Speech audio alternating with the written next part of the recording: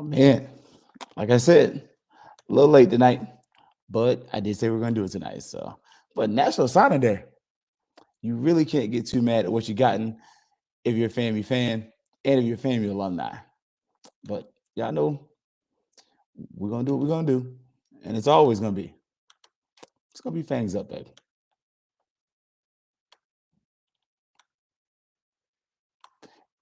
Yeah, baby, you know what time it is. Now let's get it started. Are you kidding me? Unreal! While our HBCUs are mostly known for academic rigor, community, they also know how to turn up. Does he have it? Yes, he does!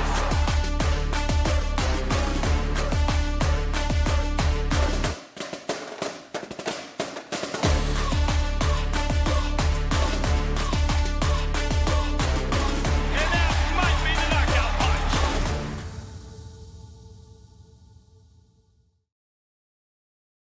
All right, greetings and salutations. Late episode of the Fangs Up Podcast tonight, but we had to make sure we kind of dipped our toes in there a little bit. Talked about the most updated happenings. I'm gonna see Fred tomorrow, so don't talk bad. Don't talk too bad about me. So see what Fred talking about with the Clippers. But again, greetings and salutations. Hopefully, you were feeling good. And look, if you didn't notice, the number one recruiting class in its SWAC, FAMU.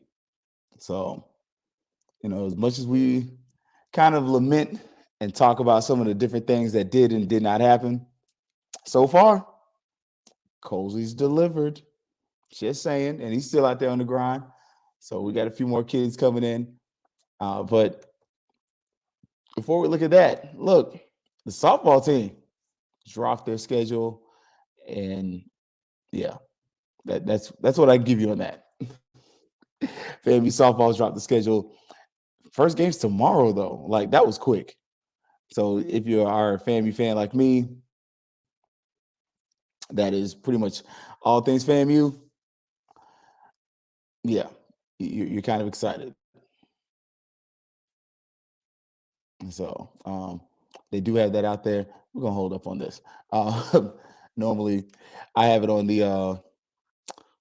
I got the big computer today. We're on a small computer just because it's a late show. So, but yeah, like FAMU softball starts the season off with Texas Tech, and Florida State's actually coming over. So one of the benefits and one of the things we don't talk about with FAMU softball is that they actually host some big name teams at FAMU. Like, it's not just other teams that are in the FBS football level or smaller schools, HBCUs. You get a lot of schools that are willing to come down to FAMU just to avoid the weather up north. So they are getting a little bit of that. Texas Tech is coming all the way. And I believe they're doing a doubleheader tomorrow. So we're going to see about that. Look at how that turns out. FAMU track also got a little something that they've been working on. Couple track players, all SWAC, multi-times over. So this tells me if we're getting all SWAC this early in the season, probably have a good season. Like, I could be honest or I could lie to you about this. FAMU track's probably going to have a pretty solid season, especially because another time where you're not only playing HBCUs, you're not only going against HBCUs, you're going against non-HBCUs that have larger budgets than you. So now can you start to build up this program? So you got the Windy City invite that's coming, and they're going to face the main logo you see is University of Wisconsin. But indoor track season continues. And hopefully we get a little bit of something out of that, a little more traction. Now we got some W's before we start talking about football. The women's basketball team went to Alabama State, got a win. And Coach Pressure, I'm telling you, I liked her. Like, as much as we give AD Sykes grief about what happened with the football coaching search, she did pretty good. She did good with the basketball coach so far. Like, she seems to know what she's getting or doing. When you're listening to Coach Gordon talk, if you go back and watch her show, and that thing sounds really exciting. And to kind of see, like, what she's trying to get done as a program, just saying, is something that we definitely need more of. Like it's something that we want as a fan base. So also men's basketball took a L. Kind of is what it is. And at this point in the season, if you get mad about the men's basketball team losing games, I don't know what kind of fan you are. I just say you ain't a realist. What's up, Tamara T? Look, again, appreciate you riding out late. I'm not gonna keep y'all up too late because I know y'all stayed up late with Brian and them, and I went to sleep. Working on a project right now, so that's what pushed me back a little late today. But y'all can start to see like men's basketball kind of is what it is, but women's basketball quietly they might actually make the SWAC tournament. Like a first year coach that comes in and does what she's done, that's crazy. What's up, Demetri?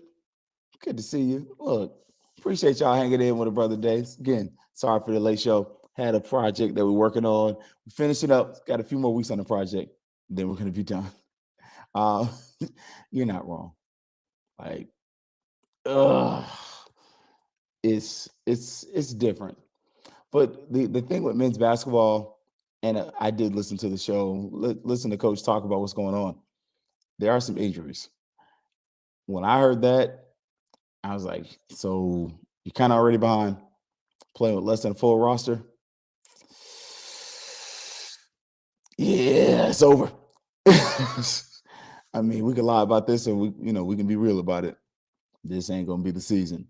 Now, football wise, man, National Signing Day was solid and it had a few surprises.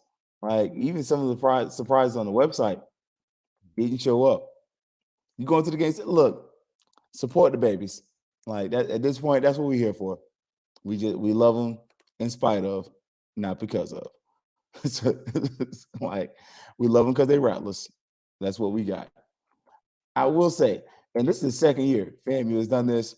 Big shout out to whomever decided that they were going to do National Signing Day stuff and post it online. Like I will say, you done good, Rattlers. You done good, and hopefully the laptop can handle this today. If it can't, it can't. But this is the website that we got. And as you all can see, these are the pictures that they gave us.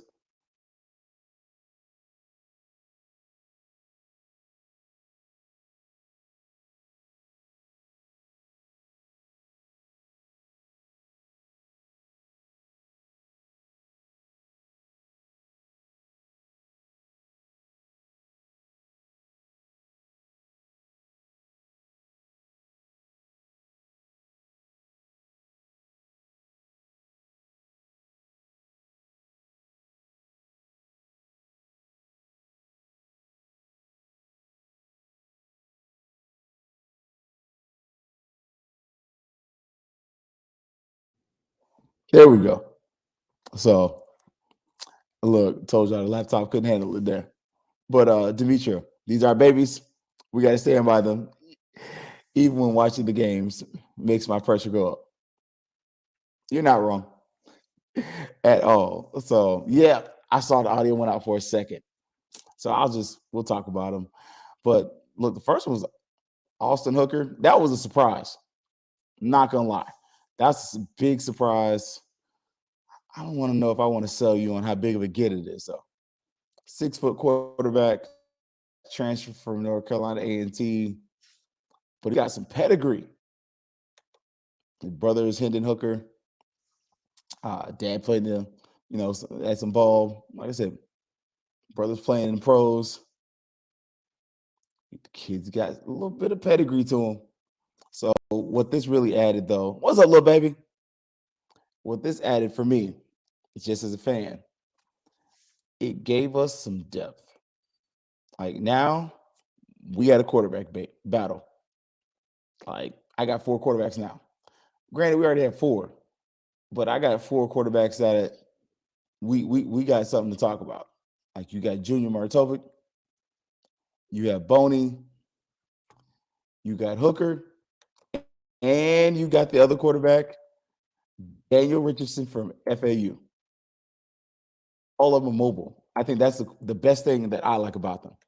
And again, for those that are y'all coming in, we're doing this on a laptop instead of normal spot today. So my laptop ain't as powerful as my desktop. But I think that's the really cool thing. If you're a FAMU football fan, you got a quarterback battle, and every quarterback's mobile. Some of your big complaints about Musa was he couldn't run. And you find out a little bit later, Musa could actually run, but he probably didn't run as much as you wanted him to. Let's see, little baby, what we sat here. He may not get much playing time this year, but I could see some development to where, look. And the other thing with this, who's going to be that starter? Because him and Junior would technically be juniors. Just saying, throwing that out there. So you'd have two juniors, a senior quarterback, and a guy that's like a sophomore. A little bit of depth back there. Like that's just, for me, I'm loving that. The next one was the running back room. And we got Rodney Hill, redshirt sophomore, transfer from Florida State. I like it. And I got a question. Is it normal to have this many quarterbacks on a roster? Yeah. About 4 to 5. Is I think what happens with Ja'Cory Jordan, what happens with Fisher, Trey Fisher? Important questions. I would say 4 to 5, yes, but 6, that's a lot. So who's going to the transfer portal? I'm just going to put it out there and say it now. Somebody's probably going to transfer portal. And it'll be me. Y'all stuck with me as Rattler fan. Now, running back wise, we pretty much see a running back hit the portal. So Leland Willoit hits the portal. Not long after Rodney Hill comes in. Hill's a redshirt sophomore. And did we necessarily use Willoit in the best way that we could have last year? I'm going to say no. Now, how much of that was like playbook, this, that, and the third? I can't speak to that. But what I can say is, man, that dude was explosive. And this is his second year in the system. Would be kind of nice if we kept him. But just look at what you got. FAMU's running back room is 4 guys deep. So we're at 4 running backs, deep. Gant's coming back. Dean's coming back. Burke's coming back. Then you add Rodney Hill. That's a lot. 1 rock, 4 guys. Tough sell. So we're going to see, though. You got that going. Now, receiver, it's been what it's been. And I told y'all before that the guy from the community college it's probably a no. And right now, looking like he ain't going to be here. But we did get 2. ACI and Cobb, told y'all about him. That guy's got a connection with Richardson. They both come from FAU. And then Amari Johnson, kind of small guy, gonna remind you of Marcus Riley. And Marcus Riley, don't forget, that dude was fast as Hades.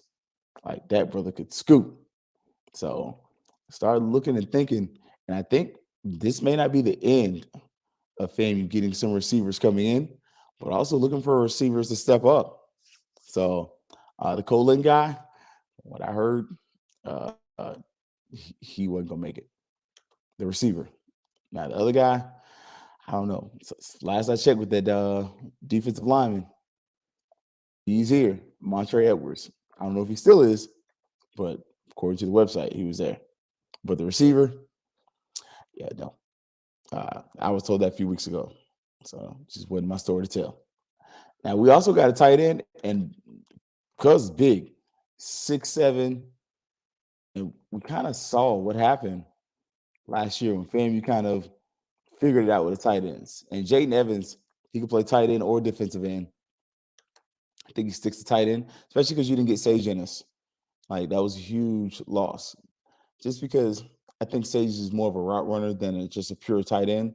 Sage, of course, ends up choosing Virginia over FAMU, largely because of just the confusion, of whatever the heck was going on. But all of a sudden you start to kind of look around and you realize, yo, this team right here, we've got players in some key positions that can make a lot of noise. Now, offensive line wise, FAMU's deep. Like 4 out of the 5 are coming back, and then you sign another lineman. And we also had one come on as a preferred walk-on from Stetson. So, like Jeremy Fiskin, that's the freshman that we got, Marjorie Stone Douglas, gonna come in, look for him to be like a TJ Demons type guy. And I didn't get that from myself. I got that from Gerald from Tallahassee Democrat. We were on St. Clair Moraine show, Route 1. I get the co-host on there. But you kind of got to see where this kid is another TJ Demons type guy that can play 2-3 positions. And I loved it post Celebration Bowl where TJ was like, I told you I was going to get one of these rings. So let me see. What you got here? Let's see. Hitman. Sage would have been a pro prospect with Coach Simmons playing college. You are correct. And you got that Clemson vibe. Sage really wanted to play, but we would come. We would still come through. Which is why it's important to keep this team together. Look, you saying what everybody else is saying. Like, little baby, the street committee said the same thing. Like, what would have been? I don't know. But I'm with you. Because I have the same sentiment. Like, part of my question is, just as a fan, what could have been? Like, because we see where the defensive line, Montre Edwards signs, Richard Jr., and then we got Breaking Harold. That dude, he hit, man, you petty. Like, FAMU re-ups on the D-line. You also keep General Hunt. So, for all intents and purposes, that D-line is like that again.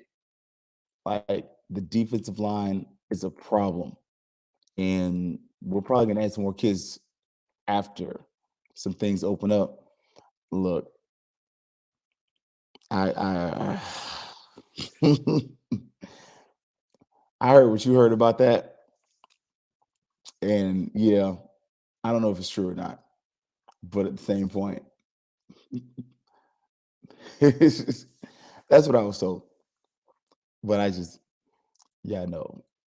If I hear it, I don't always say it for the masses. Now, if you one of my friends and we talking, hey, when the Babaco is flowing, we share. But to make sure we don't get sued, we don't say nothing that we can't verify. But yeah, that's what the street committee said. Now, linebacker, even though he's not on the website, this Derek McGee guy from Florida High, look, I've been hearing that this dude's a steal. Like, I'm saying this guy from Florida High, linebacker, and the guy from Democrat, he was on there with St. Clair today. He was saying that dude is everywhere on the field. That boy do everything but sell popcorn. And that's pretty, if he can pick up the system, especially with, you got Chaney in the transfer portal. This kid's got a chance to actually play. If he can pick up the system and kind of fill in like that Isaiah Major type role where a guy that's not quite 6'3", 6'1", 6'2", I think Isaiah's like 6 foot. That kid is a monster. Look, little babies, you said, look, high schoolers we got, some of them ain't gonna be here 4 years. If they paying out, a lot of those kids ain't gonna make it. They might get a FAMU degree, but they won't finish playing football for Florida A&M University. Like, there's a good chance some of these kids transfer out. I'm just gonna say it like that because we got some high caliber kids, and the kids that we rejected, they were good, but they weren't where we were at. Like that was the crazy part with that. And now the DB room, whew, that's gonna be fun. Look, any idea OCDC? Probably internal hires. I think Brian and Kelvin. Look, I told you I did go to sleep because I was working a project last night too. But they gave a hint. and I didn't even think about Doc Gamble as a potential hire as an OC. I don't know or not, but will be interesting. But defensive coordinator wise, I think it's going to be Patterson. Either that or Cozy tries to do both.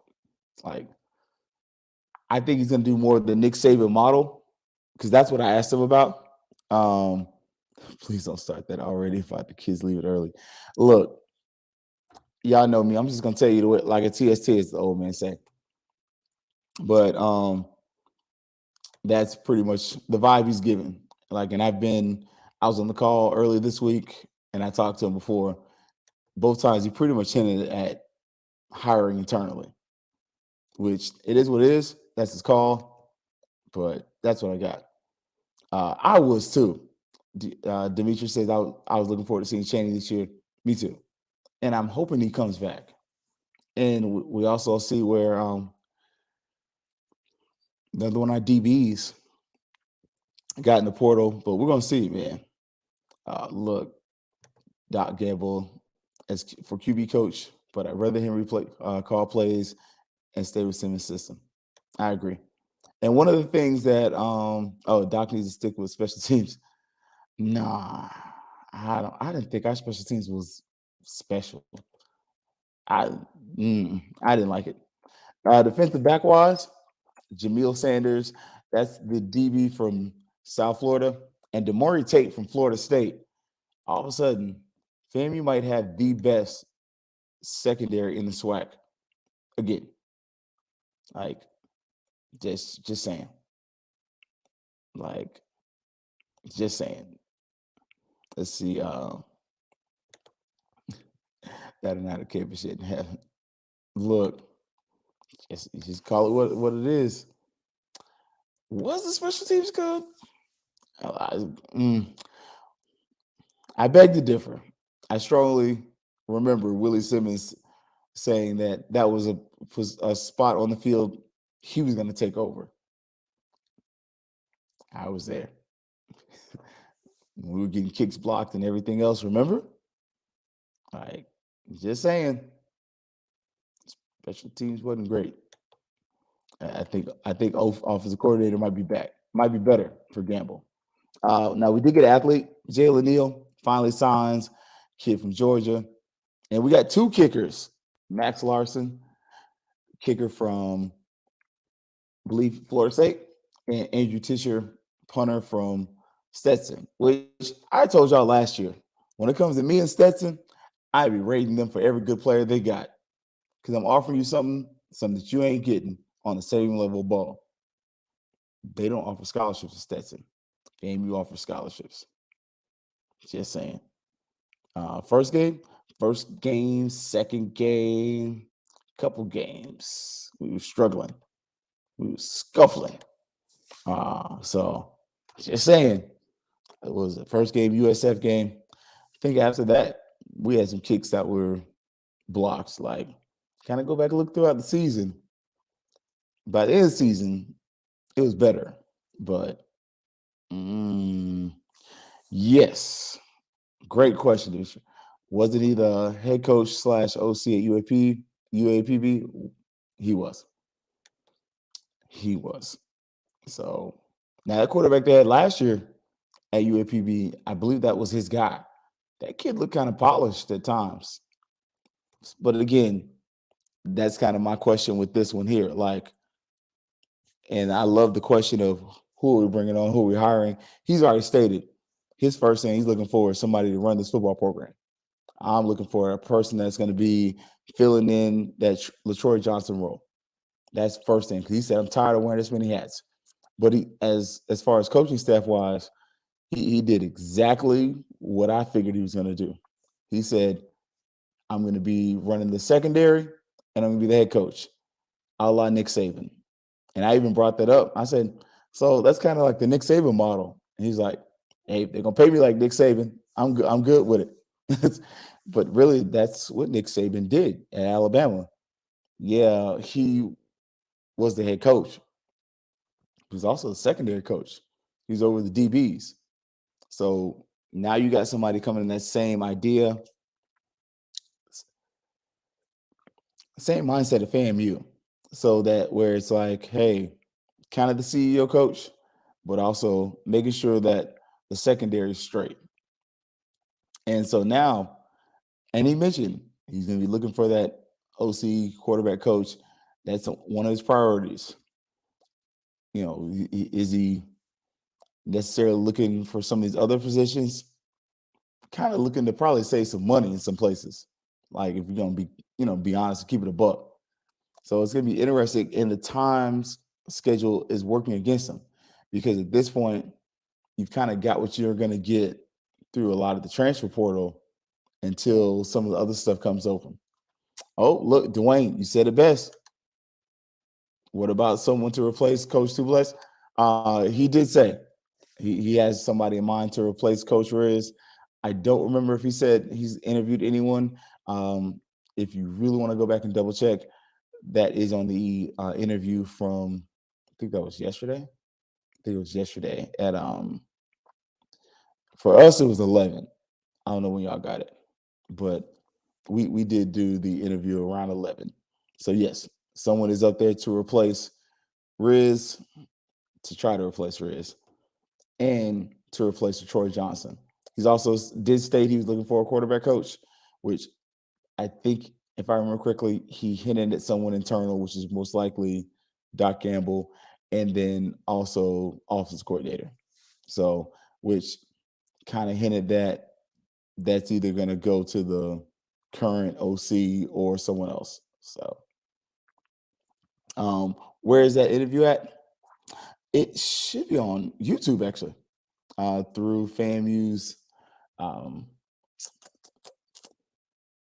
the page, the Facebook, not Facebook, but actually they have the link on Facebook. They have the link on Twitter, but it's on YouTube. So you can go up there and you'll probably hear me at the end. But yes, so that is on social media for those who want to hear it. It's like a 45-minute interview, and he does talk about recruiting, stuff like that. He does get asked a couple of those questions. So it's gonna be interesting to see though, because the next thing that he hinted at was spring practice opening up. And then after spring practice opening up, now you're looking at the spring game, which he already starting to kind of promote that. And so the next phase and the next question is going to be for that is who's going to be there? Like, and how are you going to do this? Like, is this going to be a game where you try to open it up more so for the community? Or is it going to be a game where you just, just throw stuff on the wall and see what sticks? Like, see if we can charge people. Like, so, and sorry, I'm trying to multitask. This computer can't do both, but I can pull up on a cell phone. But for me, that's just where I'm looking at it from. So, and I'll retweet it on the FQ Family Twitter page just for those who may have missed it, just so I don't be overly distracted. But it is on the socials for those who want to see it. Let's see. Yeah, it's pretty much on the Family Athletics. So, and I will say, and I'll give credit to Josh. One of the things he's done really well at is kept FAMU transparent as far as like what the programs are doing from the coaching part. Like we still have the basketball coaches show, and you really got Coach Pressure talking. You got Coach McCullum talking. Even with Colsey, you're starting to see where Colsey's starting to do the smart thing. Like, hey, I'm the new coach. You're the person you said you wanted. Let me start working the circuit. And you're also seeing he needs to step back a little bit. So it's one of these things where all of a sudden, some of the things that we suggested are coming to fruition. Like, we need to see James Colsey out there more. Tell us what you want. He's done that. Hey, I need this position. I need that position. Okay. All of a sudden now you flip that and you got the #1 recruiting class. Let's follow that with a little bit of energy, coach. Like you already kind of got the ear of Rattler Nation. You've been the person that we say that we want and that the players say they want. Now take advantage of this Keep visiting. You saw him in some churches last week. Lenitra Bennett dropped on her social media page where he was at her church talking. Like, start working that. Got to work that circuit now so you can raise those funds. Because one of the things AD Sykes did mention, she wants a coach that can raise funds. I feel some type of way about that, but that's just me. But at the same point, we do need you to do that. We need you to rebuild those connections. You need to be the guy. Like right now, James Colsey needs to be the guy that goes to the 220 club, the boosters. And unfortunately, I missed the booster meeting working on a project, but told y'all, man. Got a few weeks left. But you're starting to see where all of a sudden, all the things that were kind of laid as a foundation can still be built upon. Like, are there things that need to be fixed? Yeah. But at the same point, you got to start from somewhere. And I love what Dwayne asked. And the question is, let me make sure I got it right. When will she start raising funds? Good question. I'm gonna ask the counter to that question. Can she? Like, and I'm not saying some of y'all gonna be like, I'm being misogynistic and I'm doubting the lady. I'm not saying that. What I'm saying is this a good time to do that? When you know where your supporters feel or are, as far as with what you are as a program, is this a good time for her to be in the forefront? Or is this a better time for her to push the coaches out there? And instead of having these coaches have fundraisers where they're pretty much doing GoFundMes, wouldn't it be better to have the coaches out there saying, support the Rattler Athletic Fund? Like, Hitman, you're not wrong. Hitman says she can. She got to ask. As long as she waits, the worse it is. Is it though? Because some of y'all don't like her. Like, and I say y'all, like I said from word go, I've never had a problem with AD Sykes as a person. I did not like how this coaching hire was done. It was very frustrating. But at the same point, if she were at my door right now and knocked on the door and I opened it and be like, what are you doing here? I'd welcome her in. I had no liquor to offer, but hey, you want some lemonade? I got you. But I don't have a personal vendetta against the lady. I just didn't like how the coaching hire was done. And I, you know what, Demetri? I love your point. Demetri points out she has to try. She needs to mend relationships with Rattler Nation and move forward. You're right. You are definitely right. And I think that's why I say for me, I would put Colsey out there first.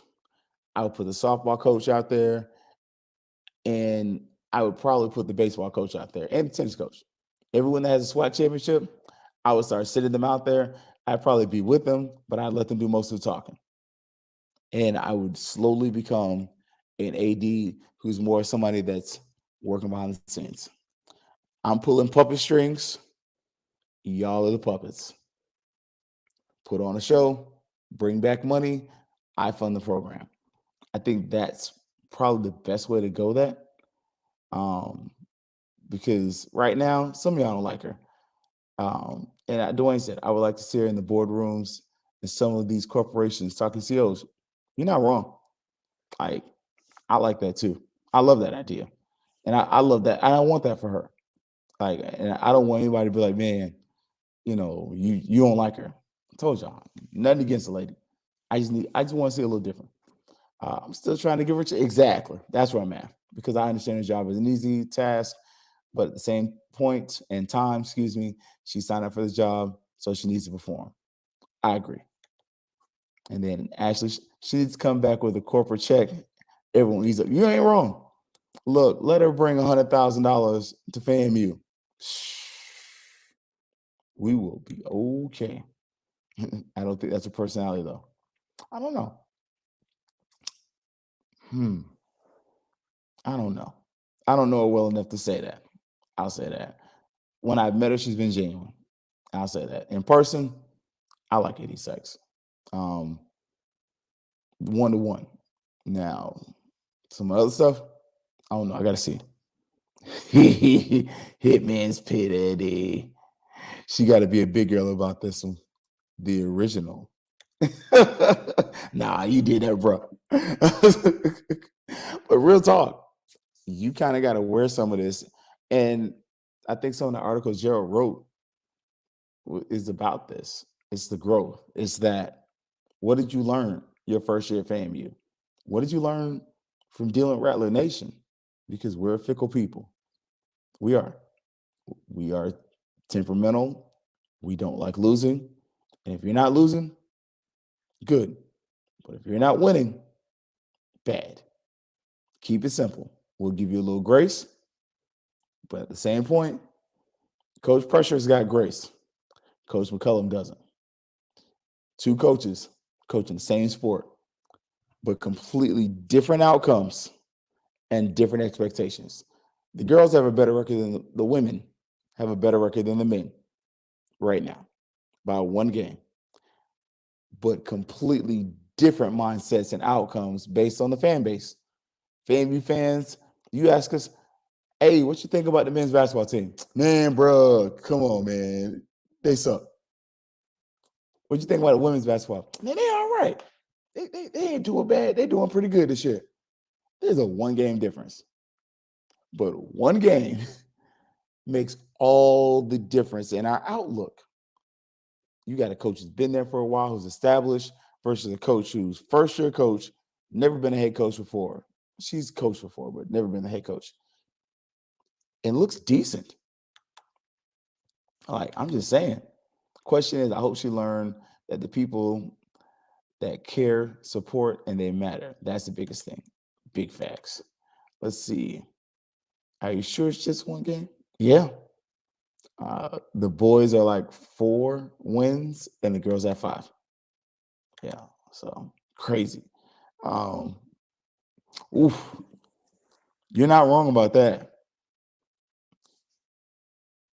I won't say it's not about gender, but we'll leave it there because I'm not trying to get sued and I'm not a fully certified member of the street committee. Not on my podcast. Now you catch me in the streets. Hey, street live. But nah, real talk, man. Like, we kind of seeing where it is, man. We just kind of finished the football season. We finished recruiting. Now we got to add a few more players, add a few more pieces. We still got some holes, but we got some big additions too, and some returning players. And if FAMU can get some of the right coaches, I don't want to say keep the train rolling, but we can continue to have success. And I think that's what makes FAMU so different from a lot of the other schools in the SWAC. Whereas our ability to not just retain talent, but to galvanize our alumni base. I only think there's really 3 schools in the SWAC that can truly galvanize their alumni the way FAMU can. That's Southern and Jackson State. I would put Alabama State in there too. I ain't gonna lie. I kind of miss them. But we never think about them like that. But just saying. Yeah. And I see, there we go. Men are 2-7 in conference play, women are 4-5 in conference plays, but it's how the men have lost. Exactly. That's the big difference. I think one of the things with when you're looking at FAMU men's basketball, it's not just how they've lost, it's that they're not following the formulas of success. Like, one of the things that when we're looking at FAMU athletics in any athletic program, we got to realize there's a certain way that you win in anything. I don't care if it's sports, business, unless you're truly a transcendent individual, groundbreaking person, there's a formula and a way to win. For instance, we see in football with the whole Nick Saban tree. there's a way to win. The CEO coach who is able to kind of delegate responsibilities, but also have his pulse on one position tends to be the method. When you have a coach that's trying to do both things, Willie Simmons was an anomaly. To be the head coach, quarterback coach, and offensive coordinator, that's not normal anymore. You normally have an offensive coordinator, and then the head coach is kind of there. Like, or he may have one position, but to have three hats, that's unconventional. That's not the norm anymore. So with FAMU basketball, there's a method to the madness. Like, and what Dwayne says, if one of these quarterbacks, one of these QBs hit it, yeah, exactly. Will the fan base let her have her own men's basketball coaching choice? Yeah, nobody cares. You saw what we did with women's basketball. I mean, respectfully, she picked someone with no head coaching experience, but she had a gold mine. Like, again, I've said it time and time again with her and Coach Pressure, it turned out to be a great hire, even though that was not a person I saw coming, not a person I suggested. Hey, AD Sykes did a great job on that one. Um, with the basketball coaching hire, I think she has an idea she wants, but will she be allowed to do it? Mm, I think the best way for her to do that, play the game. Like, play the game the way you didn't play it before. Like, just saying, anyone should be allowed a chance to coach them in. I mean, at this point, kind of is what it is. Uh, look, the little baby said she could put a Pez dispenser on the court, nobody would care. You're not wrong. I mean, at this point, the results are the results. But I think the right way that you handle this program, and again, going back to some of the backlash with FAMU basketball, is you're not following the method of success. The method of success is having an elite guard or a lead guard. That's the method of success that you've seen Liv point out on her space. And when you look at FAMU, it was the way that we had success before. Whatever the heck we're doing now, it ain't working. And at a certain point, Demetrius says it needs to be a change of culture for men's basketball. It does. I personally, I like McCullum as a guy. Again, another person, as a person, no issues. But it doesn't seem like whatever we're doing is resonating and sinking in. It seems like in the long term, we need to probably find someone a little younger. Like, and I'll say it like this. I think a great potential hire just as personality. Now you're gonna have to put some money in the program to like support this kind of guy. C. Wyatt at Missouri, great first-time hire who's played international, coached at Florida State, coaches at Missouri. I think that's a great hire. If he wants to be a first-time head coach at FAMU, again, when it comes to FAMU, a lot of times I don't love us being the school where we're offering people, first-time coaching hires, but you got somebody who's been there, been to the NCAA tournament. I don't think it's a terrible hire. But I really do love the idea of getting somebody who's at a smaller school, maybe Langston, and bringing them up, having them do what they do to FAMU. Keep moving. That's just me. Like, look, the guards got to be throwing up shots. You really do. Like, as a FAMU basketball fan, the way that you're going to get us to go to the games is through good guard play. We need something exciting, something engaging, because if you ain't got that, we ain't showing up. We're not going to sit there and watch pure defensive basketball. That's really what we have now. We have very defensive basketball. It's not very engaging. It's not very exciting. It's just kind of boring. You got a big man that you're not quite using properly. Like, it's a lot of WTF with this basketball program. You got to change that. And I think in the next coach, she's hopefully looks for somebody like that. But yeah, man, it would definitely be something. Let's say drop. Okay. Drop that in the chat, man. That's what's up. Okay. But yeah, send that, man. But that's just where I'm at with it. So long story short, to answer your question and help us all get to bed at a decent hour, because it's hit 11. I think our next coaching search, I think she's got to placate the stakeholders. Get somebody from each one of those boards, ask their opinion. They don't know what the hell they're talking about at this point. It's cool. A lot of them don't. But then surround yourself with some basketball minds. Surround yourselves with people like Mr. Lamb, former basketball coach. His son sits on the board of trustees. Like, get some basketball minds that can look over and say, this is what works, this is what doesn't work, and go from there. Get some people who are successful there. You can even go as far as getting a search firm, but get some basketball minds, of people who know what's up, and ask them what's going on. Don't call Rod Broadway. But in this case, get 10 people. Bring those 10 people, have them have proven records, have one or two that have ties to FAMU. That shouldn't mean anything, especially in the hiring of a basketball coach. Because last FAMU basketball coach, or coach that had ties to FAMU basketball that had any success, I'll wait. You give me a name. And then go from there. Pick your 10. Then all of a sudden, and I wouldn't necessarily use a search firm just to save money, but you could if you want to. But get your stakeholders, make them feel valued, and then make your decision.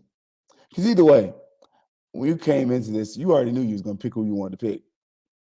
But make sure your person gets in there, make sure you got some money to pay them, and play the game. That's it. It's really simple. Don't come up here and give us 3 choices that you made by yourself. You see that doesn't work. Give us 10 choices, take it to your stakeholders, say, I'm going to ask y'all for some money to help pay for this, and then keep it moving. And then once you finish, you pick your 1 or 2, you listen to their opinions.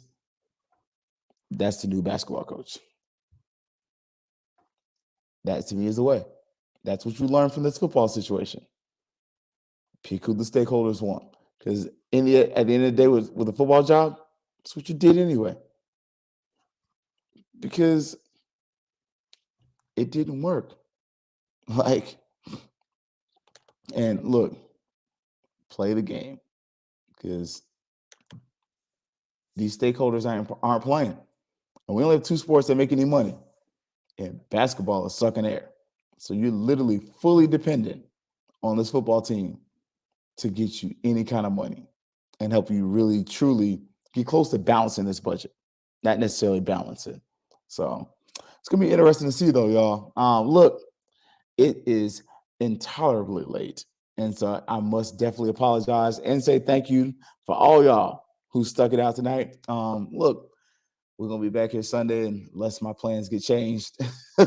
Again, we're working on a little project. So we'll announce it in a few weeks when everything comes to fruition and where we are and what we're doing with this and, what our results are. So, but for HBCU Digital Network, Herb Stewart and the Black Techies, look, we're going to be back here. We're going to talk about this opening softball game, look into baseball.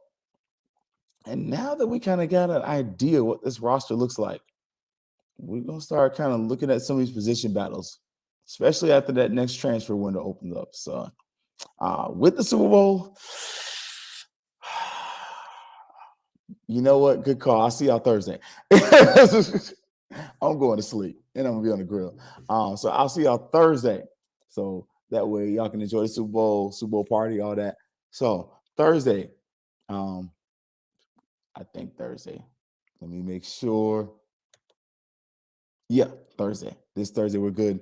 Next Thursday, I got a project event that day. But this Thursday, we'll see y'all. Enjoy the Super Bowl. Put who you got in the chat. Who you got?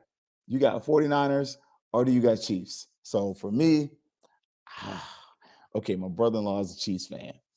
So I'm going to say it like this. And I do know Rod kind of be watching every once in a while. Rod, I am cheering for the Chiefs, but I got the 49ers. I think they're a better team. But while I'm over here, once I'm done flipping burgers and flipping steaks and flipping wings, I'm definitely going to be pulling for the